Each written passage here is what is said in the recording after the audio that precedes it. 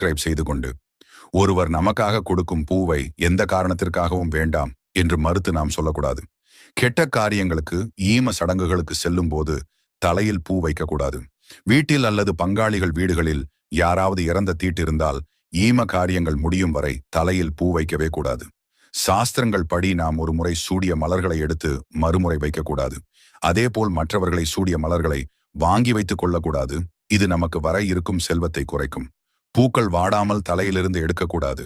பெண்கள் மற்றவர்களுக்கு பூக்களை கொடுக்கும் போது கண்டிப்பாக உங்கள் தலையில் சிறிது அளவு பூ வைத்துக் கொள்ள வேண்டும். இதை கல்யாணமானவர்கள், கணவன் இருப்பவர்கள், கணவன் இறந்து போய் இருக்கும் பெண்கள் என்று யார் வேண்டுமானாலும் செய்யலாம். கணவன் இல்லாத பெண்கள் பூ கொடுக்க கூடாது என்றெல்லாம் எதுவும் இல்லை. பூ போல் மனம் இருந்தால் மட்டும் போது, வேற எதுவும் தேவையில்லை. இதுபோல் நிறைய ஆன்மீக தகவல்களை பெற எங்கள் பொதுநலம் சேனலை சப்ஸ்கிரைப் அண்ட் லைக் செய்து கொள்ளுங்கள்.